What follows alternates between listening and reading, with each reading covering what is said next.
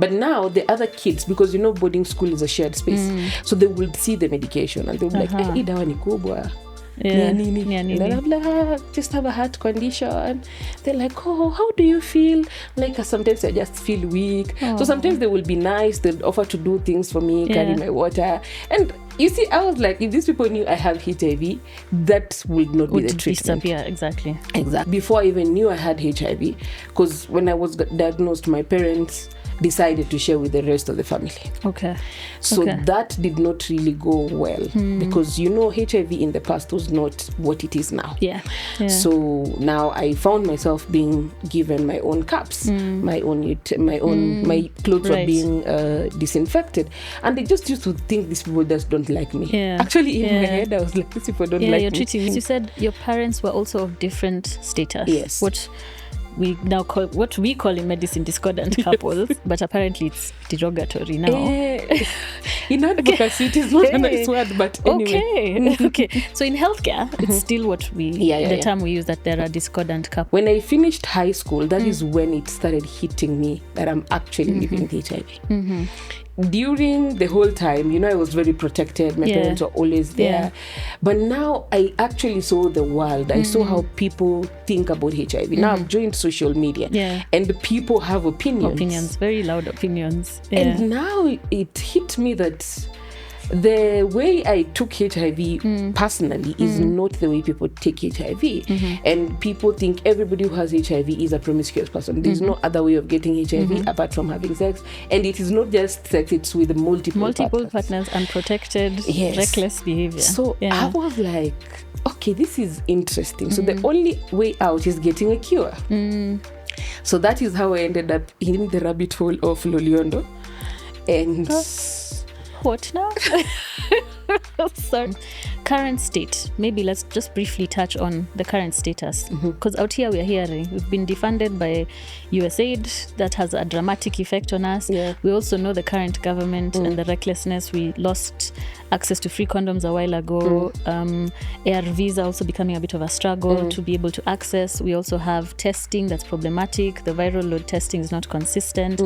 How much of an effect is it having qua ground? Situation qua ground, how bad are things currently? They also brought out now the worry among people living with HIV that now what happens to us? And the government has not really reassured people living with HIV on any of the issues around HIV, the condoms, the mother-to-child transmission, especially with prophylaxis for babies, the ARVs, the PrEP and PEP. Kenya was said to have injectable PrEP this year. Yes, that's the other thing. We were actually leaders in the region. And now where are we now? I don't know. It's a bit scary. We were doing so well, and then we are not. We were doing so well in health in so many aspects, but I keep being told I sound bitter every time I talk about these things, but we must address the realities. No, but you see, these are people's human lives. Yeah, exactly. So you cannot look at it from that point and be like, no. Because injectable PrEP is going to even be beneficial for a lot of the people who are not HIV positive. So at least we know we've prevented them from one thing. But now... I hope someone is listening somewhere. I hope so. Right. Okay. So to wind up, you mentioned something at the beginning that's exciting to hear.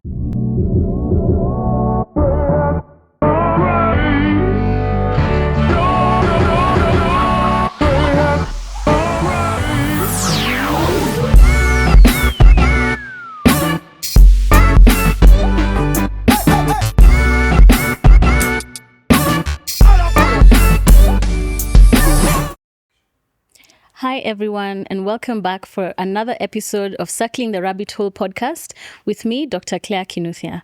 First off, I'd like to say a big thank you to our location partner, that's Ashley Furniture Home Store and Fair Deal Furniture, for this beautiful set. We appreciate you and thank you so much for partnering with us throughout season 4. Today's episode, as always, is going to be one where we will learn so much from someone I admire, from the stalking that I have done. I was going to call it research, lakini it's social media. So you can call it research. Okay. From the small research I've done by stalking you online, I feel like you are the best person for us to continue this conversation. I started this conversation, I believe, in season 1 with Ruel, where we were talking about HIV advocacy, coming to terms with your diagnosis, and exactly where we are at currently in terms of people living with HIV, stigma, education around it, availability of treatment options, what those look like. And we had a very intense episode. But I feel like it's been a while now. It's almost 2 years now since that episode. And I think I'd like your perspective to build up on that so that we come out of here with even more information and hopefully correct information can continue to be louder than the misinformation that's out there. So, as is the tradition on the podcast, I'd like to ask you to first introduce yourself. Tell us who you are and why I'm stalking you. So, hello. My name is Doreen Moracha. I am a HIV advocate. I also create content around HIV. I speak in global conferences. I recently got myself in the HIV cure space, and there is a lot of science and I'm learning as well there.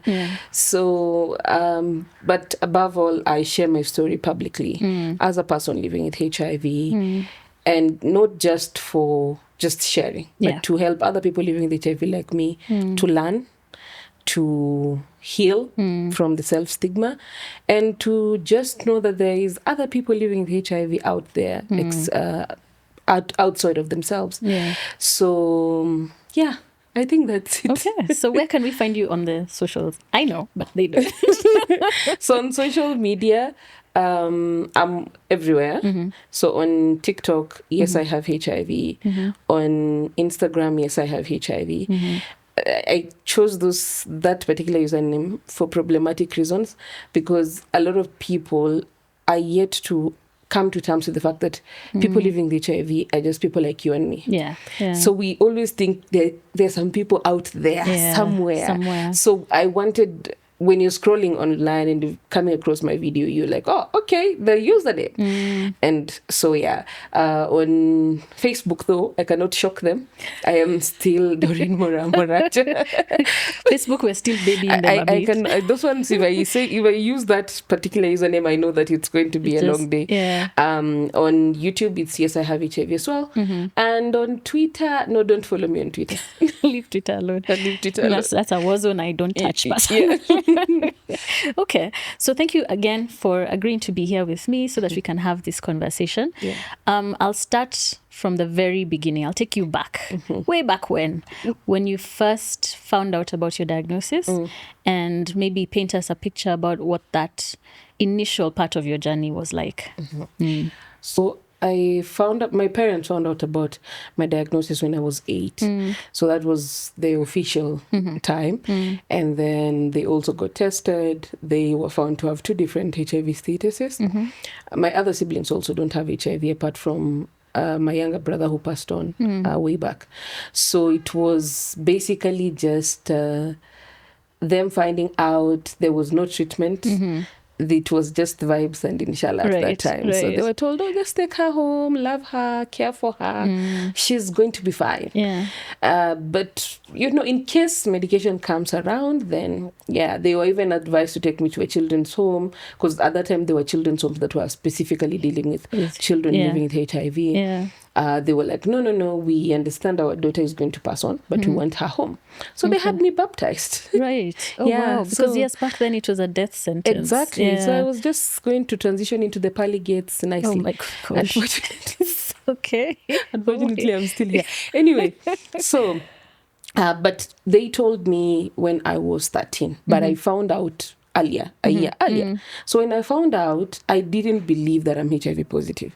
So if they told you at 13. How did you find out at 12? At the hospital, because obviously we used to go to for clinics and checkups and stuff like that. Yeah. So I just had the doctor ask my mom, when did you find out she has HIV? And I'm like, I don't have HIV. That is not what they told me. Right, yeah. They told me I have a heart condition and it will go away when I reach 12. So what is this HIV chat? Yeah. And then we had been taught about HIV in school. And the teacher was very specific with people who have get HIV are promiscuous, stay away from promiscuity, stuff like that. So I was like, there is no way that is not that is not something that I have. Like I really struggled with that, and then I'm like, I'm probably just misheard, and I just forgot about it. So a year later, now my mom got very sick.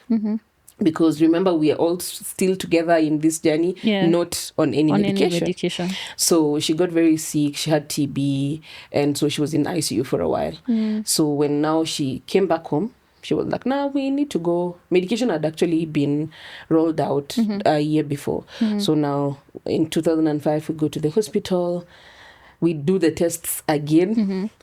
And now they say, this is your CD4 count. I think my CD4 count was like 50, somewhere thereabout. Oh, wow. It was very low. Yeah. And then they were like, "Now, Doreen, you have HIV. You were born with it. But you're going to now start medication called ARVs, when you have to take them for the rest of your life." Right. So the thing is, these words sound nice to a 13-year-old. Also, it's promising because at that point, I'm not thinking about treatment. I am thinking about... every month we'll be going to hospital, which was far away from home, because you see, home, because of the stigma, we didn't go to the nearby hospital. Of course, So it's far away from, it's like 2-3 hours away from home. Then I get to miss school. It's a day trip for you. Exactly. And then my mom will buy me chips and chicken. Oh, nice. Okay. Let me tell you, I loved that privilege. I was like, wow. What more can I ask? What more can I ask for? I am God's favorite. like I don't get to eat the same menu like my siblings that day. I mean, you know. Because you're going on a trip. Exactly. You know? So to me, those were the incentives that I was like, it's fine. So I did not see the depth of living with HIV at that point. It didn't hit me in that way. And I was like, fine. Started treatment, everything was going well. So now the problem started the next year, because now I was in class 8, I was transitioning to Form 1. So you see, most schools in Kenya are boarding schools. Yes. My mother refused to let me go to a boarding school, of which even in the primary school I was in had a boarding section. But my mom was like, no, you can't. So again, I'm like, she's denying me my independence. And then she's like, no, but you just started new treatment, just let... settle into it, and then we see. So Form 1, Form 2, I go to a day school. I'm just having fun. And also the doctor told me, never tell anyone you have HIV during. So I was like, it's okay. So now, unfortunately, the 2007 post-election violence happened, and now we had to relocate from where we were living. So that relocation led me to go into a boarding school. Okay, right. So now the boarding school has terms and conditions. Strict rules about medication. Yes. You have to give the medication to your matron. The matron has to monitor how you take the medication. You have to tell the matron why you are on that medication. And you remember, we were told not to tell anyone. So now we had to find ways of sneaking in the medication to school. Oh, wow. Yes. So I would not go to hospital every month. We had to request for a 3-month dose. Then I'll go to hospital only during the holidays. And then when we opened school, every school term, mid-term, I would go with my parents. They carry the medication because they're not being searched. And then me, I just walk, get my search warrant. We go in, I meet my parents at either my mom or my dad. I meet them at the bazaar's office. They give me my medication. I proceed to the dorm. Oh, wow. So nobody knew. And that system worked actually. For the 3 years I was in school, it worked very well. But now the other kids, because you know boarding school is a shared space, so they would see the medication and they would be like, hey, dawa ni kubwa. And then I'm like, just have a heart condition. They're like, oh, how do you feel? Like sometimes I just feel weak. So sometimes they will be nice. They'll offer to do things for me, carry my water. And you see, I was like, if these people knew I have HIV, that would not be the treatment. Disappear, exactly. So, and in the earlier years, before I even knew I had HIV, because when I was diagnosed, my parents decided to share with the rest of the family. So that did not really go well, because HIV in the past was not what it is now. So now I found myself being given my own cups, my clothes were being disinfected, and I just used to think these people just don't like me. Actually, in my head, I was like, these people don't like me. You're treating me so differently. Like I'm an alien. Like if they don't like me, they should just say it. But then I came to realize later on now that it's because I have HIV. And you see, this is a family. So if family is treating you like that, imagine strangers. So I was like, the doctor was right. So I was like, you said your parents were also of different status. Yes. What we call in medicine discordant couples, but apparently it's derogatory now. In advocacy, it is not a nice word, but anyway. Okay. So in healthcare, it's still what the term we use, that they're a discordant couple. So were they finding out as well at the same time as they found out about you? Yes. Okay, so you were navigating a lot at once. Yes. Because I can imagine what the outcome was for them. Yes. Yeah. The outcome was very hectic, because now you see we have my brother, my little brother, he's sick. I am sick. My mom is also, and then my dad is not. He's HIV negative, and my two older siblings are HIV negative. So it was very hectic. And then now, because they were already prepared that Doreen is going to pass on. So I think they had already made peace. So when my little brother passed on, it kind of shocked them, because they were like, okay, that one, they had not been given the whole transition the way it was with me. And also because my brother started becoming sick I think 2 or 3 years after I had already been diagnosed. So it was, I think to them it shocked them a little bit. They were not really expecting that. So it was a very heavy journey at that particular point. And then now there was a lot of stigma as well from the family. There was a lot. I can imagine that. Meant that we had to move a lot also back at home. Some of the relatives would come to the smaller towns where we live, and they're like, oh, that lady and her daughter, they're HIV positive. And then now when my mother had that, because my mother did not want me to know I have HIV from other people. She wanted to be the one doing the disclosure. So she now would move me from one school to another school. And I'd wonder what was wrong with that other school. But at that point, I didn't understand that we were moving because there was so much stigma being directed towards her and, well, ideally towards me. So there was the whole of that. But now when I went to high school, and then I realized in boarding school now, I realized that the stigma is still there. And I can't share with these other girls that I'm HIV positive. So a heart condition sounded like a nicer diagnosis. I mean, they already gave you that diagnosis, exactly. Right? So I was like, yes. And things were smooth, actually, throughout high school. And now nobody in high school knew I had HIV. So even when I transitioned again from high school, when I finished high school, that is when it started hitting me that I'm actually living with HIV. During the whole time, I was very protected. My parents were always there. But now I actually saw the world. I saw how people think about HIV. Now I've joined social media. And people have opinions. Opinions, very loud opinions. And now it hit me that the way I took HIV personally is not the way people take HIV. And people think everybody who has HIV is a promiscuous person. There's no other way of getting HIV apart from having sex. And it is not just sex, it's with multiple partners, unprotected, reckless behavior. So I was like, okay, this is interesting. So the only way out is getting a cure. So that is how I ended up in the rabbit hole of Loliondo. And... what now? Sorry. So in 2011, there was a man in Tanzania. That was his name, because I know the story. No, he was called Babu Loliondo. Right. He said he could cure everything. Right, yes. That I remember. So when he said that, so I got myself there. Oh. So I told my mom, he said he can cure everything. Yeah. So mom was like, okay, let's go. So we went. To Tanzania? Yes. Wow. We queued because there were a lot of people. So many cars. So you just get into the queue and then you wait until it's your turn. So we waited. It was our turn. We took the kikombe, we prayed, we said, sasa sisi tumepona. Tukarudi Nairobi kama tumepona. Kama mmepona kabisa. Na madawa. So we even stopped taking our ARVs. I know this story is very prominent. We had a lot of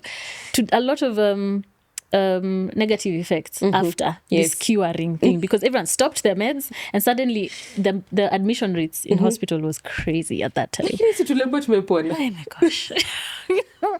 Misinformation. So we came back. My mom, after 3 months, went to get tested, and they told her, yes, you're HIV positive. So she went back to her medication. So for me, I didn't. Okay. Mimi nikaendelea kusema wacha tuone hii dawa itatufikisha wapi. And then so a year went by. So obviously at hospital you get tested for viral load. So my viral load was now at 50,000 copies. Right. Yeah. So and you always know something is up when the doctors start calling each other. Yes. Yeah. And I'm like, something is happening. So they came and they asked me, unakunywa dawa vizuri? Yes. Kila siku Masa nikaambia because it has serious implications. Exactly. Are you resistant? Is that what's happening? Exactly. So now they're wondering, where is the problem? Whole time I am on holiday. I'm enjoying myself without medication. So they're now looking at each other and they're like, maybe do you take at the same exact time? I'm like, sometimes I miss with the time. So now I've started lying. So they tell me, please ensure you take medication at the same time. So now even my containers are written 8 a.m. and 8 p.m. And they're like, please, because now we have to take another viral load when you come back. If not, we are, and if it's still high, we're going to take you to second line medication. So that time we did not have third line. Now we have that line. So I was like, if they take me to second line, I will have run out of options. So I stopped going to hospital. I thought you were going to tell me you went back onto your medications. You stopped going to hospital. I stopped going to hospital. Okay. So I stopped. Now I think this was now the height of my self-stigma, because now I was realizing that this HIV thing is not the traveling to hospital and eating the chips and chicken. It's now a reality. Now you have to face people. You have to tell people you have HIV sometimes. And it just felt like an inconvenience. True. Plus, I also feel, and I was going to ask you about it, it feels like you already set up for self-stigmatization right from the beginning. Because you're being told not to tell people your status. You're being told to lie about having another medical condition instead. You're also being guided on how to hide your medication. So there's this elaborate, sneaky, it even sounds like, illegal activity. I know, right? Contraband being snuck into school. And so I was going to ask, but that's where we are now. How did you, because you must have crashed at some point. This bubble of childhood protected with the cuteness of we're traveling and I'm eating my chicken and my chips. When did that bubble break? It broke at 19. It just didn't break fully. Okay. But at 19 is when I started now seeing the reality. Right. And then it's when I ended up in the Loliondo story. Right, yes. And now I which stopped. Is a whole nother story altogether, but And then I stopped now going to hospital. So now the second year, they're sending social workers. They're calling me. They're trying to cancel me on phone. I'm like, I'll come to hospital. Don't worry. I am okay. Besides, I'm not sick or anything. Right. And then one day I went to bed. Like we've just eaten dinner, washed the utensils, everything. In the middle of the night, I had a fever. My mouth was swelling. Like everything just crashed that day. Oh, wow. And now my mom is like, you were okay a few minutes ago. And now I am like, I'm trembling. Everything is just like, I'm sick at this point. So now, again, the following morning, rushed to the hospital. Now they're taking me for tests and everything. Now the viral load is almost at 200,000. Oh my gosh. So that's scary. So now they're like, oh, you have an infection in the lungs. So obviously opportunistic infections have now started kicking in. Now you need to start with antibiotics first for the opportunistic to go away, and then now we enroll you back to care. But now this doctor did not seem to understand, because the first thing he asked me was, I thought they told you have to take this medication for the rest of your life. Why did you stop? So I just looked at him like, I just wanted a holiday. The rest of my life looked like a very long time. And I just needed a holiday. And the thing is, I feel like during early diagnosis, you're not told, in as much as you're told they are visa for life, they don't prepare you mentally that this is an everyday thing. That's the thing, So especially when now you're a child, you were like, oh, the rest of my life, fine. Now it's 5 years in. Okay, when does this thing end? Stop? Exactly. So you see, for adults, they already know that this is this is for life. For children, sometimes we reach a place and they're like, But also remember, now you're hitting your teens. Life is exciting. Exactly. You have other things to think about. You should not even be, what is this medication I'm taking every day? I should be partying with my friends. I'm joining campus. I'm supposed to be social. I'm out there. Then you're telling me to remember twice a day, every day. I actually remember we had exams that time in college. And my mouth was so swollen. No. So when we were supposed to take a picture for the exam card. And this guy looked at me and was like, can you not find maybe like an older picture, because we cannot. Yeah, we can't use this. This is not usable at all. So people are just looking at me and they're like, what is wrong with you? But they don't understand at that particular point that also, well, it was a little bit shida ya kujitakia, but still, it made, like, there was a whole, I think that was the beginning of me questioning why we do not have a cure in the first place. And now that also, another thing that they did not prepare me for was the fact that there's dating. That is where it starts. Right. And now I have to tell people you have that to I have HIV. And that was, I found that hectic. And therefore they didn't prepare you for how people will receive the idea of your diagnosis. Actually, nobody ever prepared me for how people will receive it. Whether it's friends, whether it is potential partners, nobody prepared me for that part. That one I had to learn on the job. Right. Yes, the hard way. Very hard. It was a crash course that cannot recommend. So because I remember the first time when I disclosed to someone, they did not believe that I have HIV. In fact, this guy just told me, you don't have HIV, you are lying. In fact. And I was like, in fact, I feel like this is the best place for us to interject, because one of the things we need to discuss is what you've just said.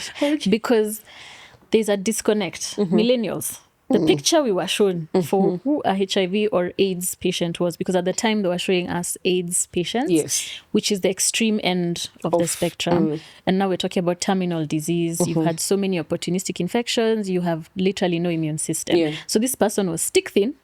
Very frail, probably had Kaposi sarcoma lesions, so cancer lesions all over the skin. There was fungal infection everywhere. Their skin looked terrible, and they looked dehydrated, almost like famine or those kind of, calamity type of, right? And then here you are coming to tell me, oh, by the way. And what they even did with that picture is they put it across different parts of this country, different hospitals, and it was written, Ukimwi unaua. Ukimwi unaua. Like Ukimwi was a beast that's coming for you in the night, And again, just for context, at that time, we also didn't have a proper understanding of transmission. So like you've said, most people thought it was sexually transmitted, but then there was an immediate stigma about contact. So can I get it from using utensils that this person is using? So like what you're talking about, family, keeping them away from you. Will I get it if I touch this person? Do you get it from kissing? Do you get it from holding hands? Like there was so much stigma about just contact or even knowing someone who had HIV. So it was such a scary time. And because, again, and I understand where that came from, because when it first came up as a pandemic, epidemic and then a pandemic, it truly was, nobody understood why people are sick. What are they sick of? Why are people dying? Because at that time it was a death sentence. It was immediate death sentence. And we know that there was the first evolution of, it starts with the gay men or the men who sleep with men, men who have sex with men. And then it became, okay, so it's not just them. It's going into marriages, into heterosexual relationships. So there was stigma from the jump, like from day one. And then now we live in a different existence altogether. But I can see how if you're disclosing to someone who grew up with that mentality, they wouldn't understand, because you look happy, you look jovial, you look very, very comfortable in life. What do you mean you have HIV? I know. Right? Yes. And then you tell, maybe you don't like me. Ungesema tu unipendi nini? Actually, you lie. Right? You just tell me you don't like me. This whole HIV stuff, leave it alone. So then I was like, what do you mean? What do you mean? Like, Yeah. I'm the one who is telling you that I actually have HIV. Yeah. But that time, when I was doing disclosure, I was not even doing disclosure from a part where I've accepted myself. I was doing it for the pity. Right. You know, that way you want people to prove that they actually like you. Yeah. So this is a hurdle I want you to jump over and jump prove over to this me. hurdle, and then you're like, yes, this is our person. Yeah. And he's like, no, that is not it. So I was like, okay. Then he said, on our first date, the first thing we're going to do is get tested. I said, cool. Yeah. And that time I was not on treatment.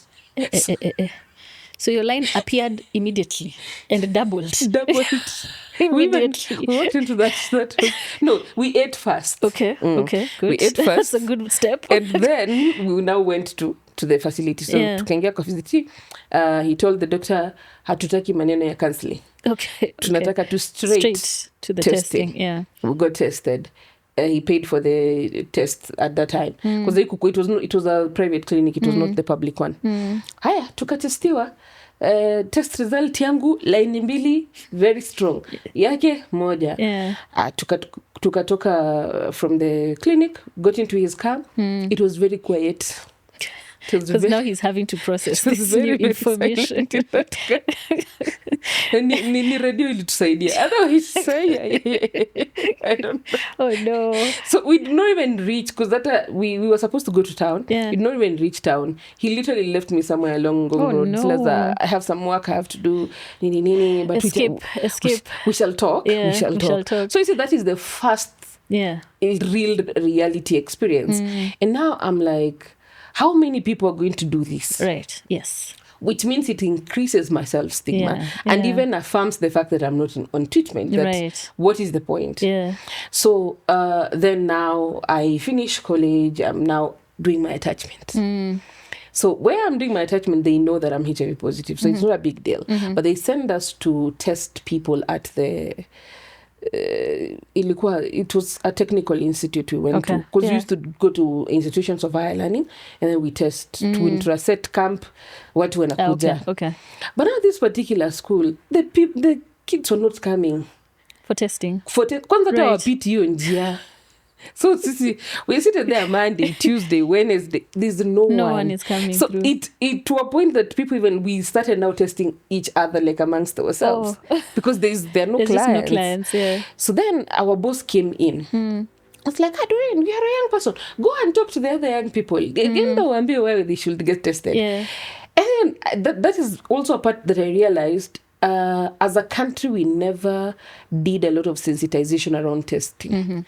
We just tell people go and get tested. We don't tell them the why. So now I'm there speaking to them. I'm like, hi guys, so we're running a testing. It's free. You can even get condoms. You don't even need to get tested. You can just get free counseling. They're like, mi si test. Mi hakuna kitu nimefanya. So again, you have to have done something for you to go and get that test. And according to them, they've not done anything to warrant that test. Some people are like, I know I'm HIV negative. When did you test last? I have never tested, but I know I'm HIV negative. You know, from the spirit. The spirit of the Lord is communicating. Wow. So, like, everybody was just resistant to the test. And then now some of them were like, we will test if you test with us. So that's the time. I know very well. You know what your test is going to say. My test is, I was tested a long time ago. They know. Yeah. So, but some of them were convinced. They came, they got tested for fun and stuff like that. But there was that resistance. And now when we went back to the office, now my boss is like, you need to actually capitalize on your story. So this is going against what I was first told. Right. Never tell anyone you have HIV. Now this is a person telling me to tell strangers that I have HIV. And that it's a good thing that you're telling them. And that it's a good thing. And the thing is, I have not really had a good experience with this whole living with HIV thing so far. So telling me to tell other people felt like she was pushing me to a very uko depend. And this is still when you're not on medication? No, now I had gone back to medication. I had gone back to medication, but now I was taking the medication the way you want. The way I want. Okay. So on the days I feel like this body is not bodying today, I take the medication. Tomorrow I do not. Like I was just taking it for the sake of. Even when I went back specifically because I was in pain. My body was in pain, not because I wanted to go back. Right. Okay. So, and again, I feel like it was another missed opportunity from the healthcare providers who were handling me at that time to tell me that this for life thing means that even when you get tired, you still take. Yeah, please. that part. Especially when you're tired. Especially then. That's when I need you to take it. Exactly. Yeah. So it was just, they were like, no, you should know it's for life. And you see? Yeah. So I was like, why? It is not necessary. So again, I went back to taking them the way I feel like. My boss is now telling me to tell people to use as an advocacy entry point. And I'm like, I don't know if I can do that. And she's like, no, just go write it down and give it to me and then I'll know what to do. Okay. So I went, up until that point, I have not unpacked my whole life as a person living with HIV. Yeah. I know I have HIV. Yeah. It is there at the back of my mind, but I have not come to terms with the fact that this is actually me doing life with HIV. So I try to write it. It's not working. I write as So she keeps asking me, how far? I'm like, I am working on it. It is I have not written two sentences, but I'm working on it. I'm trying to phrase it somehow, but I am working on it. So I kept saying that until but at that point I knew that I was not going to do anything. Yeah.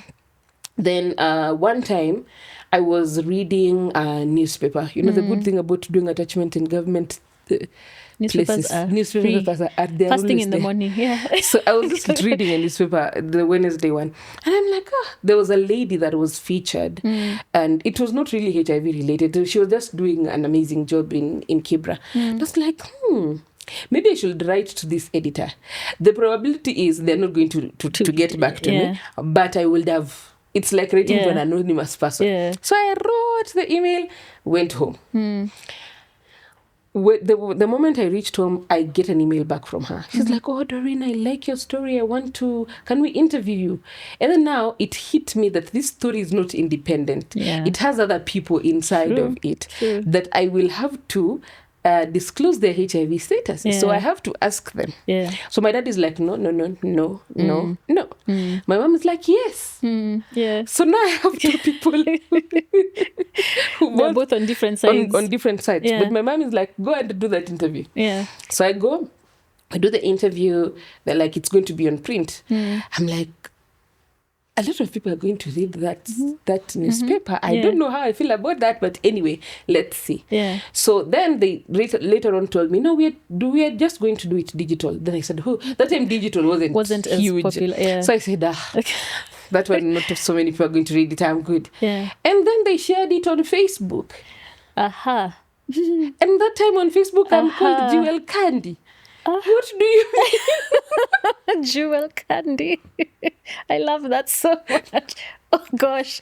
So now you want to tell us Jewel Candy is out here speaking loudly about having HIV. And Doreen is the one who said the story. Jewel Candy is just living her best life on Facebook. Oh no, actually, because it's the social platform at the time. Yeah. Yes. Yeah. So now they're sharing it. Now the people who follow me on who I'm friends with, they're tagging me. They're like, what is wrong with this media house?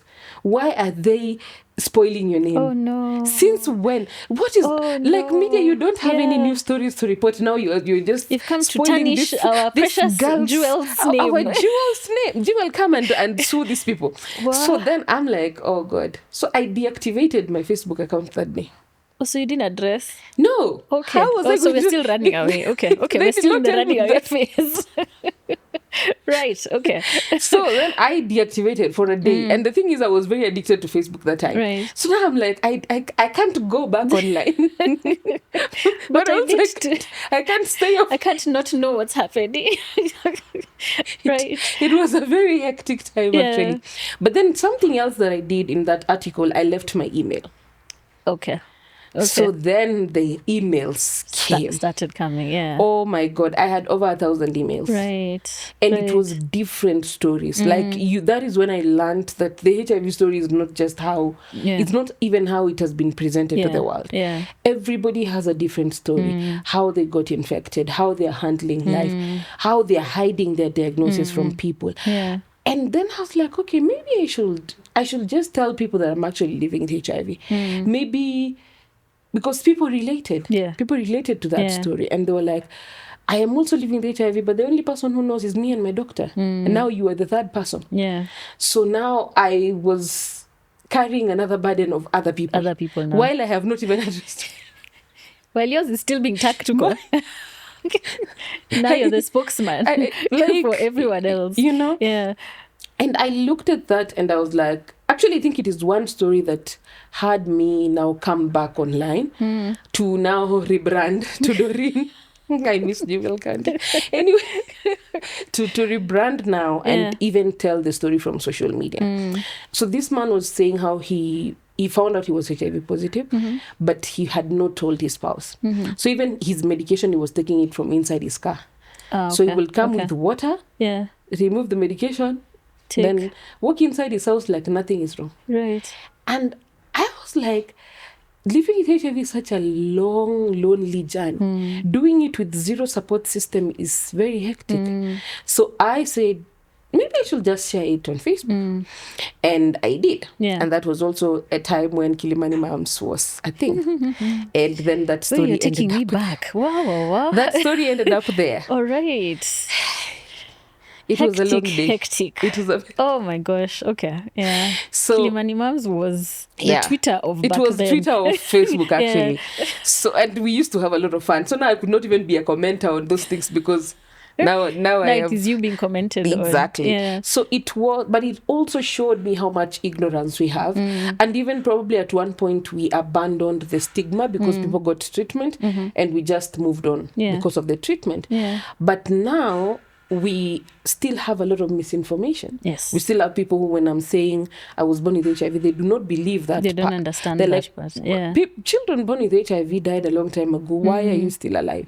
But there are so many of them and now they're adults. Yeah. Yeah. So trying to make them reconcile that picture that, yes, that time things were hectic and yes, we lost a lot of people. Yeah. But some of those people survived and they got to access treatment, and that treatment is what is keeping us here. So it started just like that. Right. Okay. To be honest, when I started on Facebook, it was not even an advocacy thing. Yeah. I was just sharing. You're just sharing because now things have gone ahead of They have gone ahead of me. Okay. Yeah. So when did you get to the point where you were consciously in advocacy? Because now that's where I found you. That's how I found you online. Because again, first the name, yes, I have HIV. It already screams and tells us, okay, this is what you're going to find here. But then now you've disclosed on Facebook, but now you have to get to the point where you're ready to be an advocate and break down the stigma and also while dealing with your own self-stigma. Yeah. How did you get there? So I think it first started with that time when we were telling people to go and get tested. I realized that, because I was 23 at that time, I realized that at the end of the day, I will have to live this life with HIV. There is no shortcut. Yeah. So I have to accept it. I have to just come to terms with the fact that it has happened and there's nothing I can do and there's no changing it. And then now with the time, as I was transitioning into publicly speaking about my story, it was just me telling my story. So for 5 years, since 2015 to 2020, I was just telling the story. Right. There was no advocacy. There was nothing. It's just me telling guys, here I am thriving, living my best life and everything.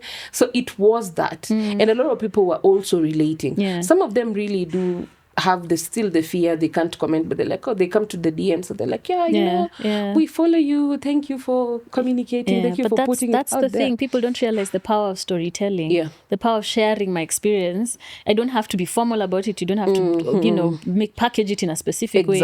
I'll just be able to relate with who I relate with. If you have a similar story or a journey where I find your story, it's even more impactful than the formal one. The one where Daktari is sitting and telling. Now we are packaging it and we are using big words around it. So it was just me sharing my story. And what I did was sharing through pictures. So I will take photos of myself and have a caption around it because I wanted to also change that picture of Ukimwi Unaua. So I know that picture has still not changed even in 2025 in most people's heads, but there's a generation again. There is a generation that does not know that picture. But there are people who have now changed their minds, that now people living with HIV look no, we were told not to use the word normal. That normal means your advocacy. Anyway, like listen, English is English. Let us say normal. Yeah. So they just look like a person. If you meet me in the street and you don't know my story, you're not going to know that I'm HIV positive. Signpost or anything that announces. So now in 2020 was when now it became advocacy. And it didn't become advocacy because I chose it. I kind of was just thrown into the deep end with this advocacy thing. So now so now I'm being called to panels that have nothing to do with my diagnosis.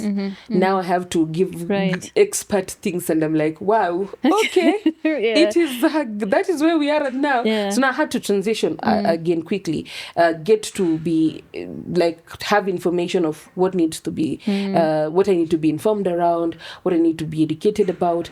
And it's not just the story anymore. It's what is new in the research, what is new in terms of prevention, what is new in terms of treatment, because even treatment has changed nowadays. Kitambo tulikuwa tunakunywa dawa 5, 6, now we're on 1 pill. So the more things change, the more you need to also keep up, because a lot of research happens every other day. So with that, now I ended up now in the advocacy space. Right.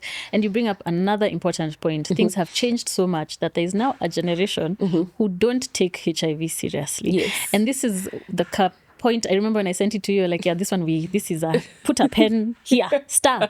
Because then the conversation is around, and especially with us in healthcare, what we're seeing is the younger generation now don't take HIV seriously. So it's like we've overcorrected. In the quest to educate people and end stigma, now we've reached a point where some people now look at it as, it's a chronic illness, I just need to take medication. In fact, I'm more scared of pregnancy than I am of HIV, which then means, because again, STIs, it's not that it's going to package and come by itself. You're now also seeing a big upsurge of all STIs in general. I mean, we were talking about supergonorrhea just the other day, right? So do you feel like we've to overdo?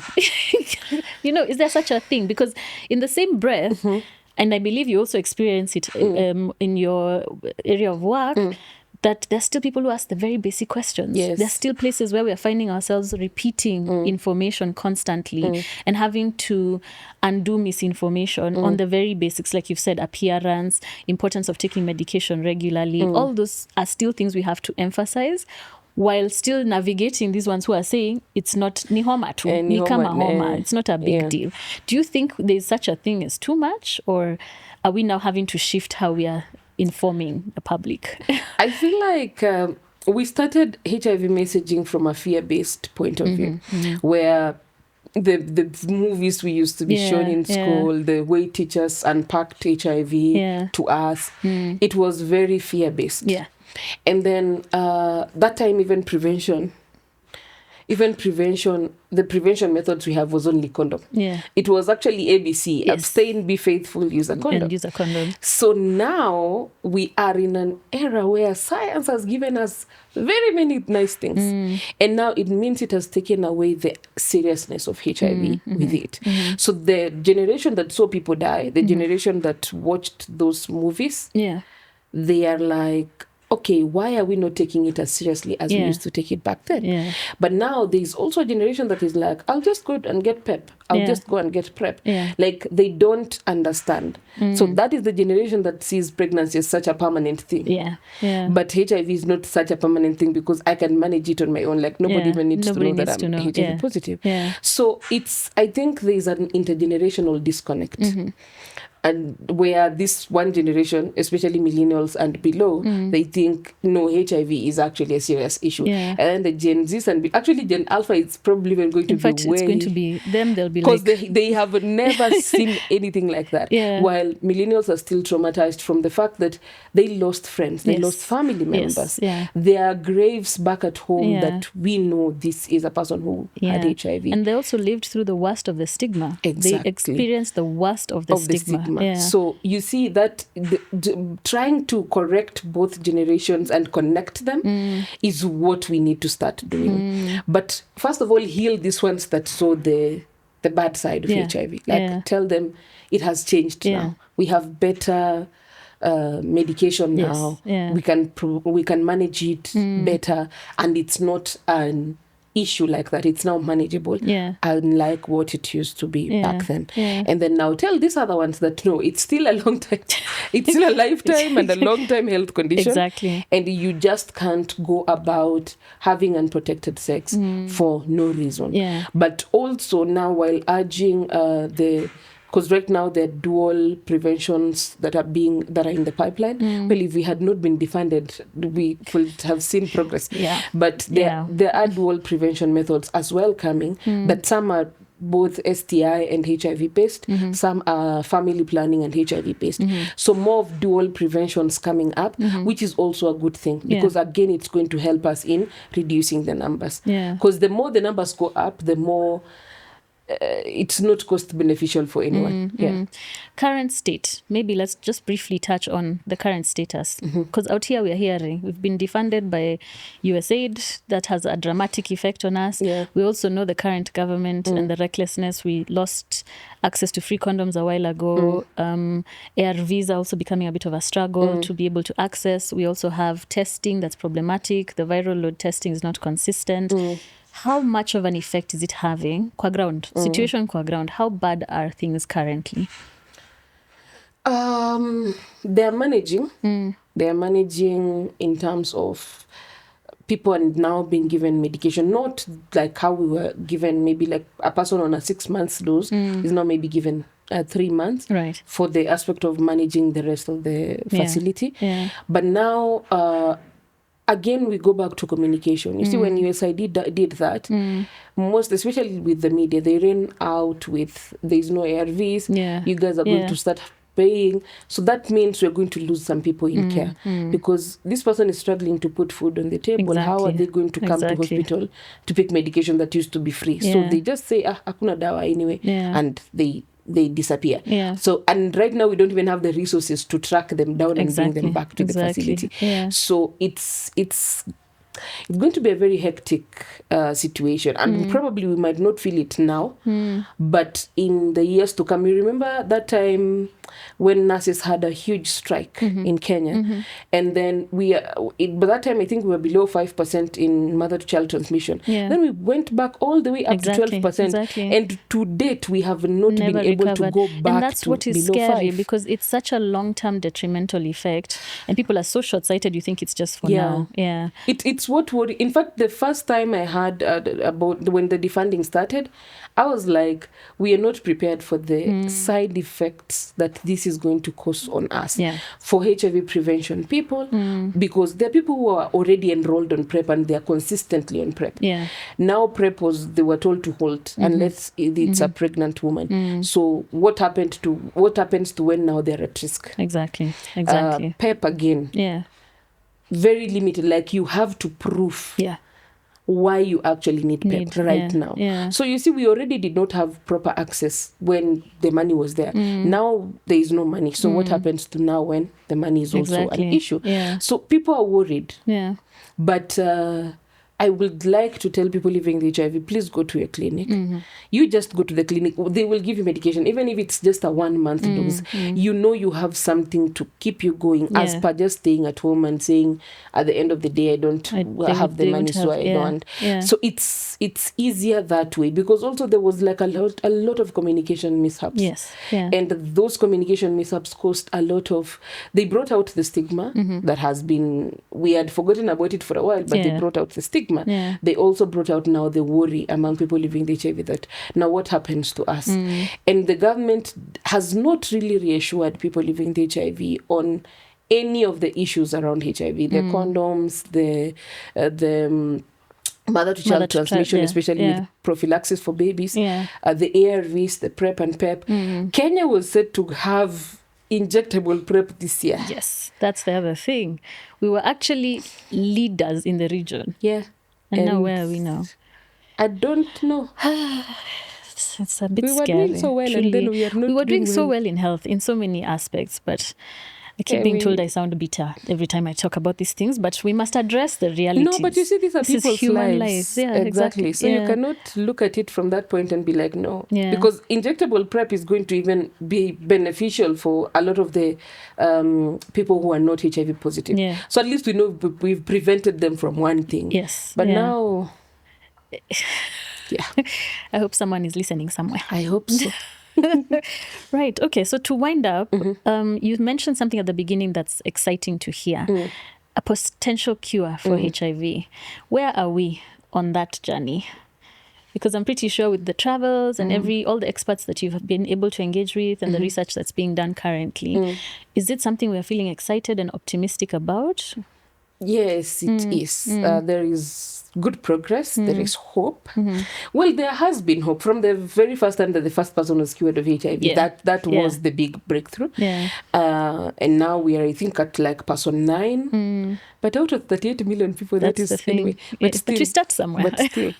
So right now, I think we're on person 9. The 9th person was announced last year at AIDS 2024, still from Germany, a new Berlin patient. So we don't know the identity yet, but we know that there is a 9th person that was cured of HIV. So right now, the research ongoing. First of all, I'm very happy that we have research ongoing for a cure in Africa, because in normal circumstances, most of this research used to happen in first world countries. Still does for a lot of medical conditions. It's still happening there. But now we are seeing for the HIV cure research, it's happening in Africa. Well, it's South Africa and Botswana, but still, it's Africa. So, and South Africa had a very good cure trial study. Yes, it's 20% out of the people who were in the study that showed great progress. They were taken off treatment. It's a strategy called analytical treatment interruption, where you're given, for lack of better words, you're given a supervised holiday. Okay. Yes. Okay. So what you were doing back then, but supervised, and then you're also put on other forms of medication, and then now they keep testing your viral load after every 2 weeks to see if the virus rebounds. So for these particular ladies, the virus has not yet rebounded till now, so it's still undetectable, and they are doing well. It is a hope. It got people excited. People were like, South Africa has HIV cure. No, we don't have a cure yet. But there is hope that out of the strategies being worked on, something is going to come up. And I think one of them that they're really putting a lot of effort into is putting people off treatment, so that at least we save the money that we have to spend to keep people on treatment. So that is a good one. And it was also studied among women, because women carry almost half of the epidemic in the African region. So we are doing well. There is hope. We keep being hopeful. I don't know what is going to happen in Kigali, because we have the International AIDS Conference coming in Kigali, the scientific one. And that is also usually a time when we know, currently where we seen. Yes, so I don't know what is going to happen in Kigali in July, but we're still going to see what is happening. But right now, we're really, really focusing on a cure because of its cost effectiveness. We're going to take people off care, because this thing of following people up and down, it is hectic. But so far, so good. Okay. Final message to somebody who's been listening or watching so far, and they're not yet where you are. They're not yet at the point of being positive, living positively, or even accepting their diagnosis.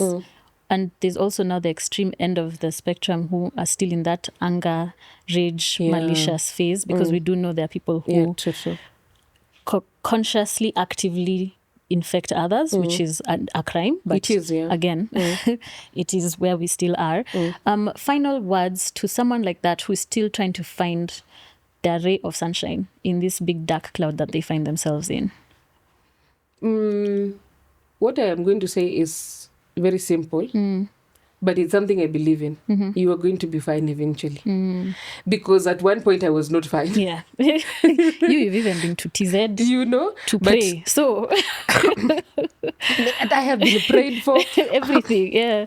I have gone through it all. Even when people approach me and they're like, I know somebody who can pray for you and you will become negative. Right. I'm like, I've already done those things. In fact, sometimes I just tell them my HIV is just hard-headed. It refuses to go away. So let's just... So you are going to be fine. Eventually, you are going to be fine. And acceptance is not a one-day job. It is a job you have to do every single day. It took me 23 years to come to that realization that, we are doing life with HIV. Yeah. So some people accept in 6 months. Yeah. Some people take years. Some people never accept. And you have to show yourself a little bit of grace. HIV is no longer a death sentence. I know that sentence has been said so many times, but it's really not a death sentence. And you can manage it. You can have children. You can travel the world. You can get married. You can do everything. Like basically, there is no limitation you have as compared to a HIV negative person, apart from the fact that you have to take a daily pill. Medication. Otherwise, you are not limited by your HIV diagnosis. It's not a limiting factor, especially in 2025. Right.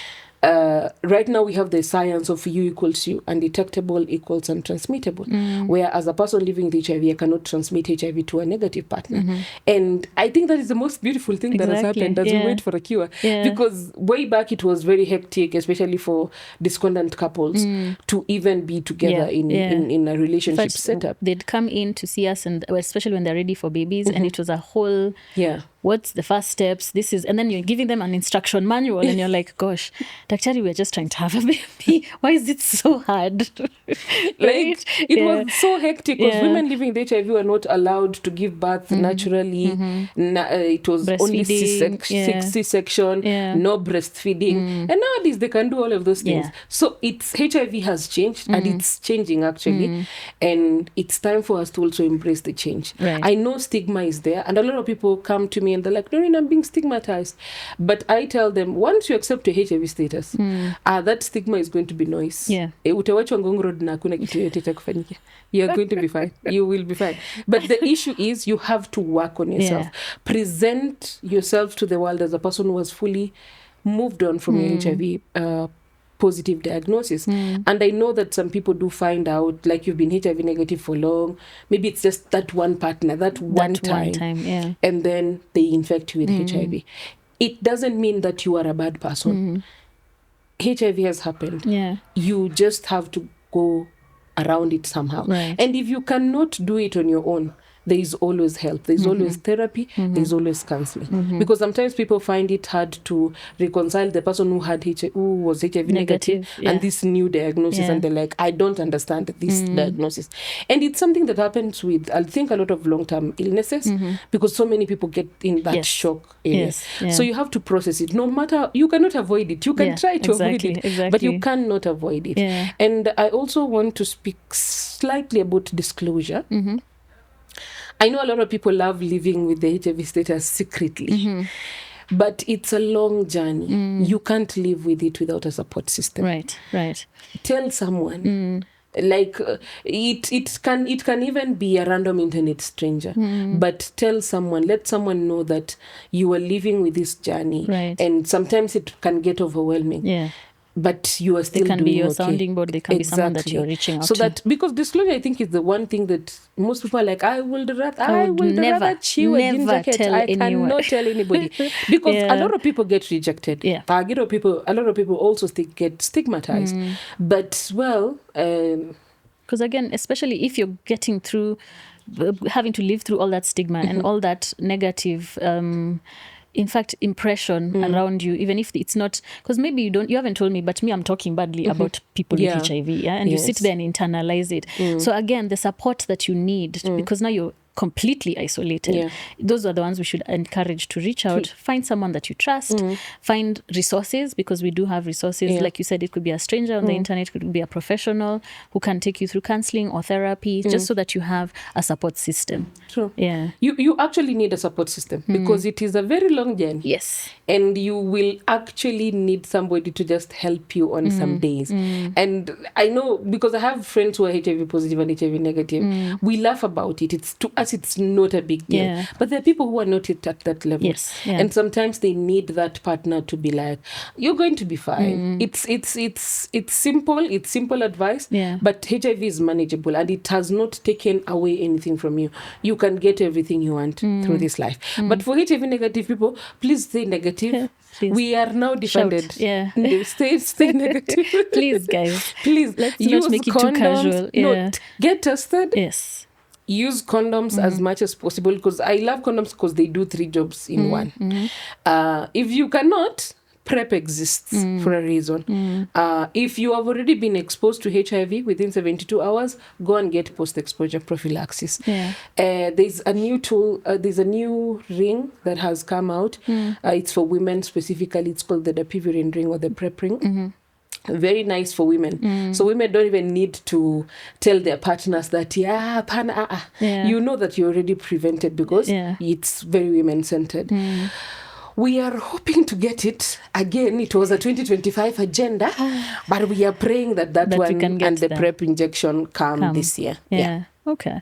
I want to say a huge thank you, because this has been such an informative episode.